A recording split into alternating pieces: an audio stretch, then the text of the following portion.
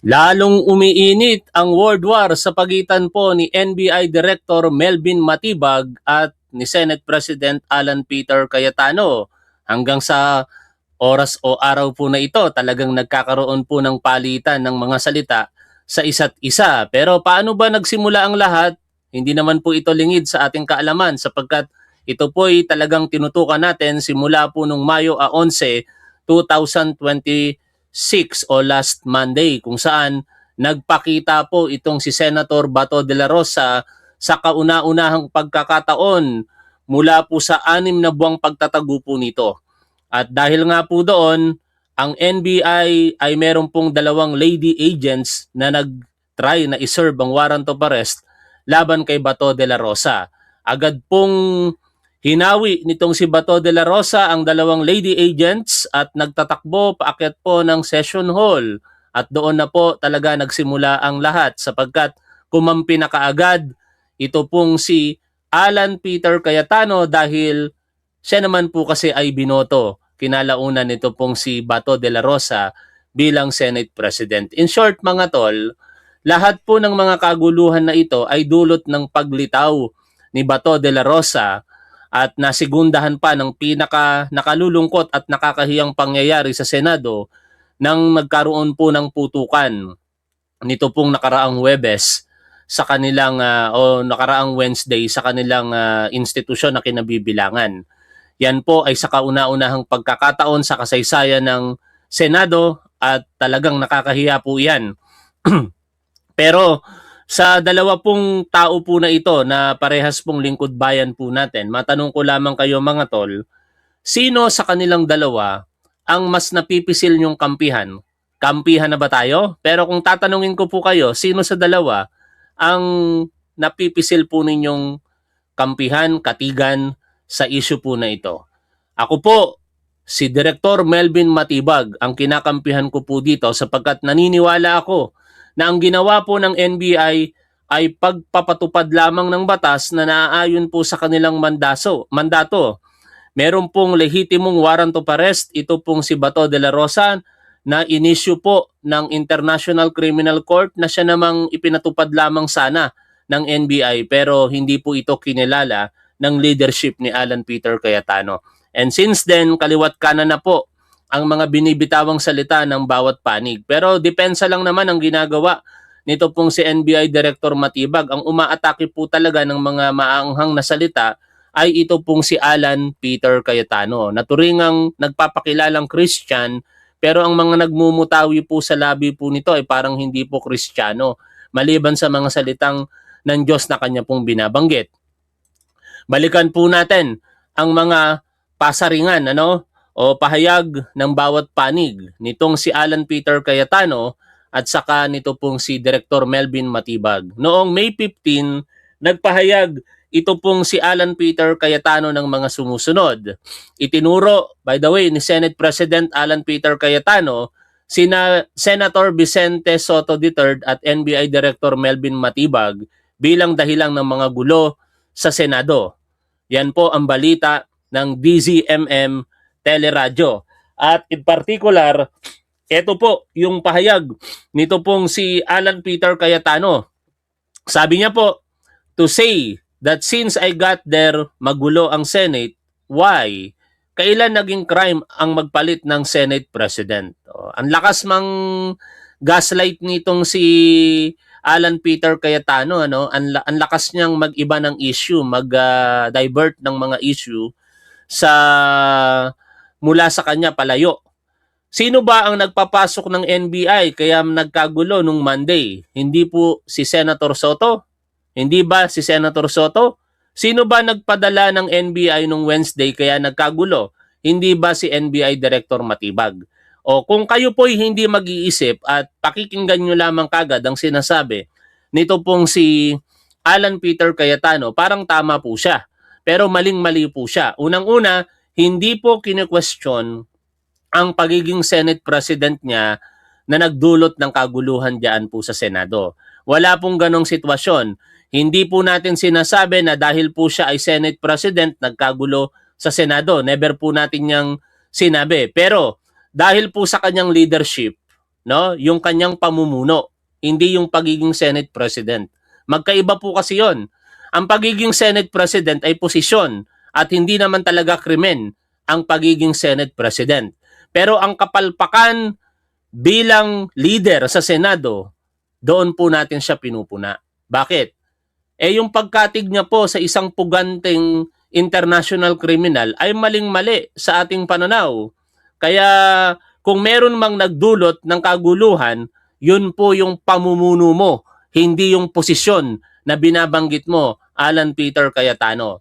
Pangalawa, sinasabi mo dito na ang nagpapasok ay si Senator Tito Soto. Tama lamang maging aksyon yon ng isang Senate President kung nagpaalam po ng maayos ang NBI para isilbi ang warrant of arrest nung mga panahong iyon. In fact, sabi nga dyan ni Senator Tito Soto, hindi niya alam na magpapakita itong si Bato de la Rosa. Ang akala niya lamang, yan ay ordinaryong routine sapagkat may warrant of arrest na si Bato de la Rosa at magbabaka sakali ang NBI na magpapakita ito pong si Bato de la Rosa, which is parang ganon ang sitwasyon, ano? Kaya hindi po ibinuhos ng NBI ang kanilang personnel, pero iba ang nangyari, nagpakita talaga si Bato de la Rosa at hindi talaga sapat yung pinadala. Dalawang lady agents lang. Paano mo naman maaaresto si Bato de la Rosa sa pamamagitan ng dalawang babae? At dito sinasabi mo, sino ang nagpadala ng NBI nung Wednesday kaya nagkagulo? Parehas, no? Sa visa ng warrant of arrest, hindi naman pupunta ang NBI diyan kung walang warrant of arrest si Bato de la Rosa eh. Sa totoo nga lang, Alan Peter Cayetano, kung hindi mo nilinlang si Bato de la Rosa, kasi sa kanya mismo nang galing eh. Kung alam niya, ayon kay Bato de la Rosa, na meron siyang warrant of arrest, hindi na daw po siya magpapakita sa Senado. Ibig sabihin, nung kinakausap mo siya, marahil ginarantiya mo kay Bato de la Rosa na walang warrant of arrest laban sa kanya. Nilinlang mo siya. Ganun lang kasimple yon. Kung ang pagbabasihan po natin ang mga paliwanag ni Bato de la Rosa. Kaya uulitin ko, dahil sa paghahangad mo sa posisyon at pamumuno mo diyan sa Senado, ikaw talaga ang nagdulot ng kaguluhan sa Senado. Hindi ang pagiging Senate President position mo. No? Walang problema sa Senate presidency. Ang problema, yung kaparaanan mo sa pamumuno. Kaya ikaw, sinasagot tuloy ngayon ng magiting at magaling na si NBI Director Melvin Matibag. Bumanat ka pa nitong May 18. Ang sabi mo, ang message ko sa NBI, hindi nyo natibag ang Senado under Alan Cayetano. Hindi nyo natibag ang Senado. Sabi naman ni Director Melvin Matibag dito po sa balita ng News 5, hindi ito tungkol sa kanya. Sinagot ni National Bureau of Investigation Director Attorney Melvin Matibag ang pahayag ni Senate President Alan Peter Cayetano na bigo umano ang NBI na tibagin ng Senado sa ilalim ng pamumuno ng senador. Ang tanong nga ni Director Matibag, bakit naman natin titibagin? We are there to promote law and order, not in the Senate because I have a commitment that we will not enter the Senate premises. Yan po ang naging panayam. Ngayon, May 19, dito po kay Attorney Melvin Matibag. This is not about Senator Alan Peter Cayetano or about me. This is about the rule of law and order. Sabi niya pa, I kept my promise na di kami papasok. But they did not keep their promise that they will take care of Senator Bato de la Rosa. Hindi po kami yung titibag ng Senado. It's them who are there in the Senate. And 100% nag-a-agree po ako dito kay Director Melvin Matibag. At syempre, patuloy pa rin po kasi napakahaba din po nung press conference na yon at ito po yung mga bahagi ng mga sinabi ni Director Matibag. Sinabi niya pa, the Senate was never under attack. Ang nangyari ngayon, it's the National Bureau of Investigation who is now under attack. Yang kinwestiyon ni National Bureau of Investigation Director Melvin Matibag ang pahayag ni Senate President Alan Peter Cayetano na under attack ang Senado kasunod ng putukan noong May 13. Ayon kay Matibag, hindi raw inatake ang Senado. At ang NBI pa ngayon ang tila nasa ilalim ng pag-atake. At gano'n na gano'n ang ginagawa ngayon ni Alan Peter Cayetano. Pinangunahan pa nga yan ng kanyang kakampi na si Babalina, di ba? Sumulat pa si Babalina sa ating Pangulong Bongbong Marcos para po hilingin na isuspinde si Director Melvin Matibag. The Senate was never under attack. Ang nangyari ngayon, it's NBI who is now under attack, saad po ni Matibag. Giit ni Matibag, mismong si suspendidong Senate Sergeant at Arms Mau Aplaska ang umaming siya ang unang nagpaputok matapos mapansin ng isang NBI agent sa bridgeway na nagdurugtong sa Senado at Government Service Insurance System. Kinwestiyon din ni Matibag kung bakit hindi nag-evacuate ang mga senador kung totoong nalagay sa alanganin ang kanilang kaligtasan. Alam na natin ang sagot diyan. Saan ka naman nakakita ng inaatake na relax pa, nag-livestream pa at yung isa patawa-tawa pa si Babalina, no? Pero alam niyo, mayroon pong ibinahagi itong page na si Palag ni Ramad tungkol sa tunay daw pong intensyon o motibo kung bakit ganito kagalit ito pong si Alan Cayetano kay Director Melvin Matibag. Nadadamay na lamang ngayon ang NBI. Sa maraming pagkakataon kasi mga tol, simula nung naupo ito pong si Director Matibag, ang daming mga kaalyado po ng administrasyon ay ng dating administrasyon o mga kasama sa paniniwala nitong si Alan Peter Cayetano, in short mga Duterte supporter, ang tinamaan ng leadership nitong si Matibag. Nandiyan po siyempre ang mga taga-echo ng kanilang mga naratibo, mga vloggers at journalist na pinagkakasuhan ng NBI dahil po sa pagpapakalat ng fake news. Kaya nabubuo na marahil ang galit talaga kay Matibag. Tapos, nandiyan din po yung talagang napakaseryosong supporter at kaalyado nila na si Mike Defensor kung saan noong April 21, ni-raid po ng NBI ang pag-aari po nitong KTV na di umano'y pinagpupugaran po ng prostitusyon o nagke-cater po ng trafficking in person. At dahil po doon, sinampahan po ng kasong qualified human trafficking ang asawa nito pong si Mike Defensor at ang anak po nitong si Miguel Gabriel Defensor. No? Kaya, kumbaga, yun mga dahilan ngayon, nagkakasama-sama na. Pero meron pang mas malalim daw na dahilan. Ayon po dito sa page po na akin pong babasahin. Babasahin ko po ito Sabi po ni Palag ni Ramad sa kanyang post. Interesting trivia. No? 1 year apart, same law school circle. Parehas pala silang Ateneo graduate, 1997 si Alan Peter Cayetano at si NBI Director Melvin Matibag ay 1996. Senior ng isang taon si Director Matibag. Bakit ba sobrang gigil ni 10K Cayetano kay NBI Director Melvin Matibag? Sapat na ba ang dahilan na pinasok ang Senado para arestuhin si Bato habang siya ang Senate President? Nabastos siya at ang buong Senado? Bobo lang ang mag-iisip ng ganyan. Meron pang mas malalim na dahilan. Ano kaya yon mga tol? Eto na, ituloy natin ang pagbasa. Pinasok ang Senado ng mga ahente ng NBI para magsilbi ng mandamiento de aresto. Hindi para atekihin o tibagin ang Senado tulad ng sinasabi ni Calderong 10K. Binabasa ko lang Alam yan ng matitinong senador. Alam yan ng kahit sinong matino ang pag-iisip. Nang gagalaiti si Cayetano dahil ngayon lang siya nagkaroon ng tamang pagkakataon na mabueltahan si Direktor Matibag. Parang showbiz ito mga tol. Totoo kaya ito? Ituloy po natin ang binabasa po natin. I-comment nyo lang kung kayo po'y naniniwala dito sa binabasa po natin. Kindly comment yes kung kayo po'y naniniwala or no kung hindi po kayo naniniwala.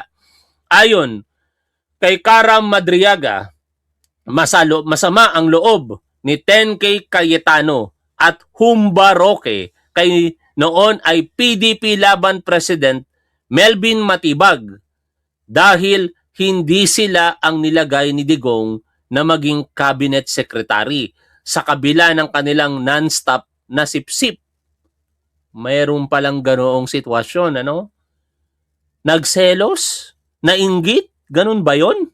Kasi sumisip-sip di umano daw itong si Cayetano at Roque, pero mas pinili nito pong si dating Pangulong Rodrigo Duterte na italaga bilang cabinet secretary si Attorney Melvin Matibag. Ituloy ko po yung binabasa po natin. Ayon pa po dito, kaya wala nang ginawa ang dalawa kundi siraan si Cabinet Secretary Matibag kay BP Sayad. Dahil alam nila na si Sayad ang susunod na presidente at hindi na nila papapormahin si Attorney Matibag. Kaya naman ito si Sayad ay tinabla na din si Attorney Matibag. Umalis si Attorney Matibag sa PDP Laban na partido ng mga Duterte at pinasaringan pa si BP Sayad sa kanyang mga komentaryo sa isang pahayagan. Dahil dito ay markado na siyang kalaban ng mga DD Sheets sa pangunguna ni 10K Cayetano at Humba Roque. Yan ang dahilan ayon kay Karam Madriaga. O sa mga hindi po nakakakilala kay Ram Madriaga, siya po si Ramil Madriaga, yung nagpapakilalang bagman di umano ni Sara Duterte at napag-utusan na magdala ng milyon-milyones na pera ng confidential funds para po sa iba't ibang lugar at iba't ibang personalidad. Sa isang master stroke ni PBBM ay itinalaga niyang NBI Director si Attorney Melvin Matibag. Boom! Sabog mga DD shitheads. Sino ba makakakilala sa mga DDS kundi ang dati nilang kasama na dating Duterte chosen leader pa ng PDP Laban at dating Duterte Admin Cabinet Secretary. Uubusin kayong mga DD shitheads and assholes. Binabasa ko lang. Para naman sa tamang pagkukumpara kay NBI Director Matibag at soon to be unseated SP 10K Cayetano, si Attorney Melvin Matibag ay suportado ng mga kabats niya sa Ateneo. Suportado din siya ng NBI Retired Agents and Employees Association, yung binasa po natin kanina. Suportado din siya ng Malacanang. Samantalang si 10K Cayetano ay isinuka ng mga kabats niya sa Ateneo at mga students group sa UP. Ikinahihiya din siya ng ilang senador tulad ni JB at Subiri na formal nang sumapi sa Soto minority. O, di ba? Mukhang hindi nagalit si Palag ni Ramad kay Senator JB Ejercito. Nabanggit niya na rito. Kasi binanata ni Palag ni Ramad si Senator JB Ejercito Pero karapatan naman nila yan. Dahil may kanya-kanya naman kasi tayong paniniwala. Sama na natin si Humba Roque sa pagkukumpara kay Direktor Matibag. Si Humba Roque ay isinuka din ng kanyang sariling paaralan na UP. Isinuka din siya ng kanyang partido. Sinibak nga siya sa party list niya. Isinuka din siya ng mga human rights advocates. Sa mga DD shitheads, sino ngayon ang walang kwenta? Walang kwentang politikong lingkod bayan kila NBI Director Matibag, SP Cayetano o fugitive Humba Roque. O Demet Palag. O, yan po yung artikulo na sinulat ni Palag ni Ramad. At totoo naman ang kanyang mga sinasabi dito, mga tol. Bagamat yung sinabi ni Karam Madriaga, version po nila yon at hindi ko talaga alam kung ano ang katotohanan. Pero yung mga binanggit niya po rito na isinusuka in particular si Alan Peter Cayetano ng kanyang alma mater, totoo po yon. Naglabas po ng statement ang kanyang mga kasamahan, mga classmate, hindi alma mater, I'm sorry. Yung mga kabatchmate nitong si Alan Peter Cayetano at kinokondena nila ang uri ng pamumuno meron ito si Alan Peter Cayetano ngayon sa Senado. Kaya kung hahalin tulad sa dalawa pong ito, napakababa po ng tingin ng mga kapwa nila Atenista. Kanino? Hindi kay Direktor Melvin Matibag, kung hindi dito kay Alan Peter Cayetano.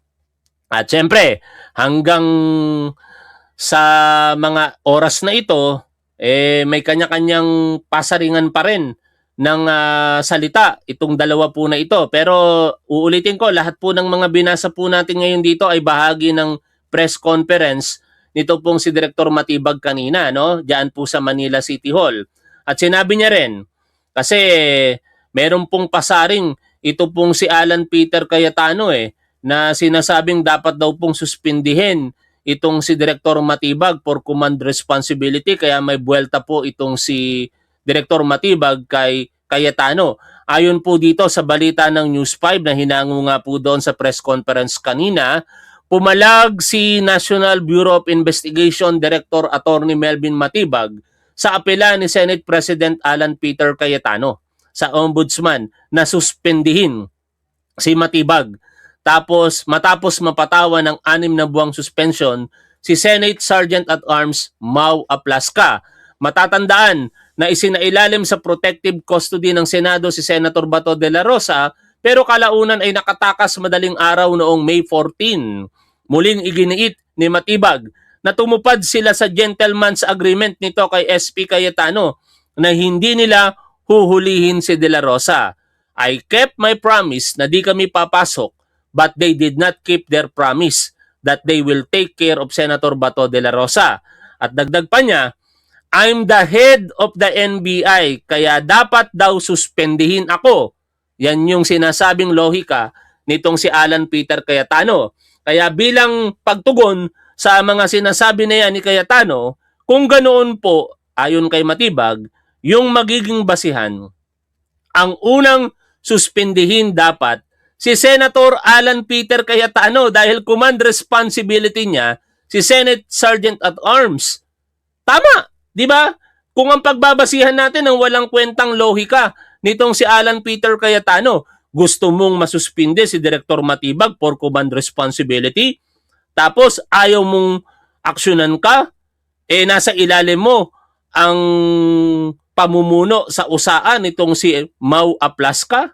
Kaya ibinabalik lang tuloy sa iyo, Alan Peter Cayetano, nitong si Direktor Matibag, ang mga pinagsasasabi mong walang kwenta. Pero sa kabilang dako, dahil ang pinaka-sentro talaga ng issue na ito ay si Bato de la Rosa, na ngayon po ay nakatakas at nagtatago na, eto na naman po tayo sa mga ganitong pahayag. Pero sana hindi lang po sinasabi sa harap ng publiko, ano? Kasi nakakadismaya na rin. Maraming beses na po natin itong narinig sa SILG po natin, pero una po natin itong napakinggan sa NBI director natin kapag meron pong nagtatago o fugitive from justice. Dito kasi, sinabi ni NBI Director Melvin Matibag na may lead na sa kinaroroonan ni Senator Bato de la Rosa.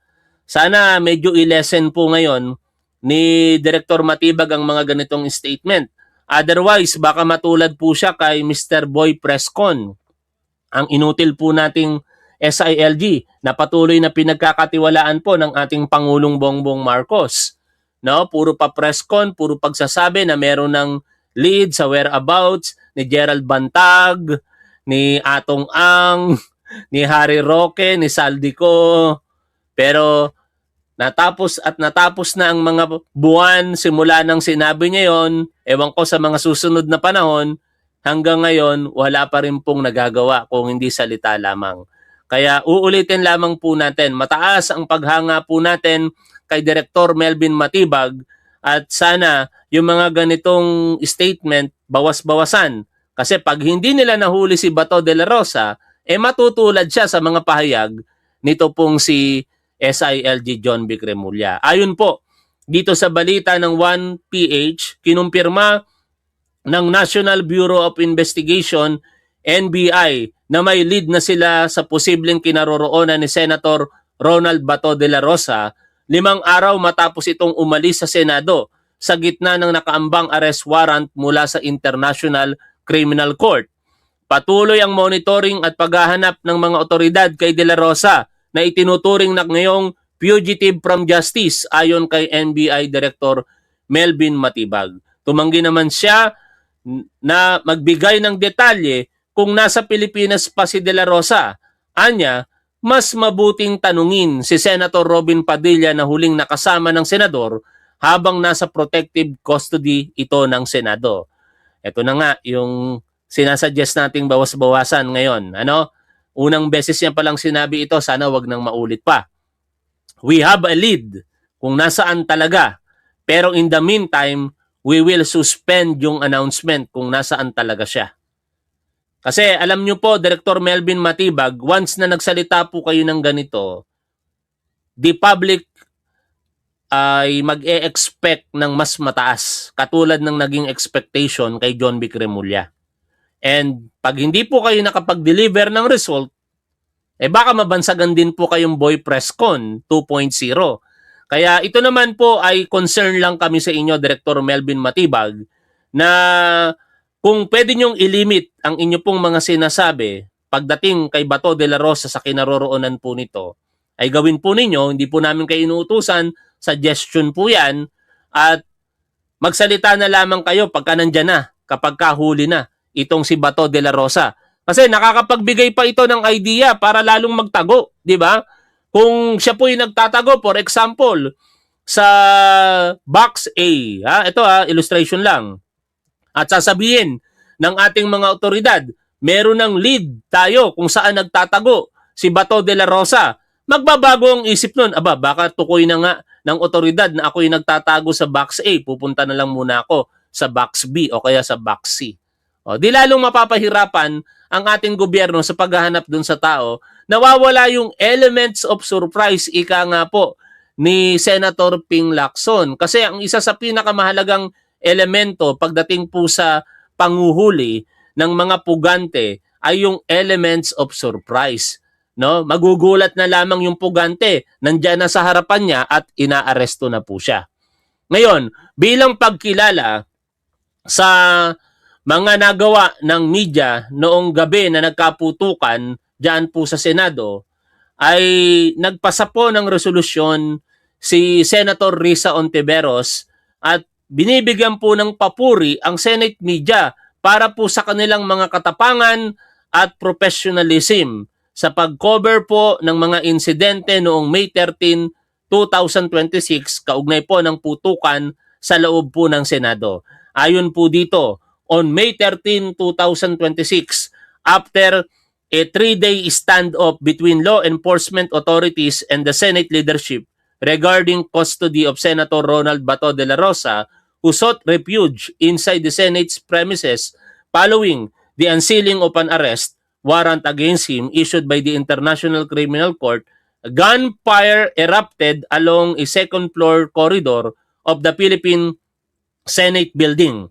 The gunfire lasted approximately 3 minutes, causing widespread panic among Senate staff and members of the media covering the standoff of the Senate. Nakita po natin lahat yon, no? Nagtakbuhan sila, tapos nagsisigawan, nagtitilian, natatakot.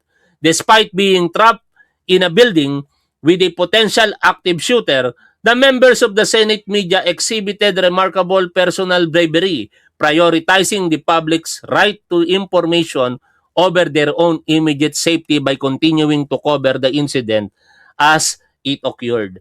Kaya mga tol, wag po nating ikukumpara kaming mga vlogger sa mga news reporter. Di hamak po silang napakataas kumpara po sa aming mga vlogger. Pag kayo po'y nakakakinig ng mga vlogger na ang pakiramdam sa sarili ay napakataas, pakiramdam nila sila po ay superior sa mga news reporter, wag nyo na pong panoorin, ay suggest ang mga vlogger po na yon sapagkat si personal lamang po na interest ang kanilang hinahangad kung at yun po ay ang pagsikat, no? Ang kilalanin po sila ng publiko na magaling, which is hindi nila malalagpasan, hindi namin malalagpasan ang mga ginagawa po ng mga news reporter. Kaya nga po tayo dito sa ating programa, tayo po ay nagre-react lamang sa balita at nagpapasalamat po tayo sa lahat ng mga journalist, mga news reporter na matapang po talagang nag-uulat ng kanila pong mga nakakalap na mga balita. At dahil din po dyan, kinikilala po ngayon ng Office of the Ombudsman kung sino-sino po ba ang mga media nung mga panahon na nagkagulo po dyan sa Senado bilang bahagi po ng kanilang investigasyon. Sa balita po ng News 5, listahan ng media personnel sa Senado nang mangyari ang gulo, hiniling ng Ombudsman. Formal lang sumulat ang Office of the Ombudsman sa Senado para hingin ang mga pangalan ng media personnel na nasa Senate premises nang mangyari ang putukan noong Miyerkules, May 13. Hinihingi rin ng Ombudsman ang log-in at log-out records ng mga tauhan ng media. Maganda po itong aksyon sapagkat ang media, ang eyewitness sa mga panahong iyon, marami po sa kanila ang nakakita mismo ng mga pangyayari at makakatulong po iyon sa investigasyon na isinasagawa ng Office of the Ombudsman para matukoy kung sino po ba ang may mga pananagutan sa nangyaring kaguluhan diyan po sa Senado. Balik po tayo dito sa dalawang personalidad na nakikita po ninyo sa ating screen. At muli ko po kayong tatanungin, sino po sa dalawa ang inyo pong sinusuportahan? Si Alan Peter Cayetano o si Direktor Melvin Matibag? Paki-comment nyo na lamang po dyan sa chat area. Magandang araw po sa inyong lahat. Ngayon po ay May 19, 2026. Shoutout po sa inyong lahat. Lagi po nating tandaan kung ano ang tama at dapat, doon po tayo. Keep safe. See you always. Bye for now mga tol.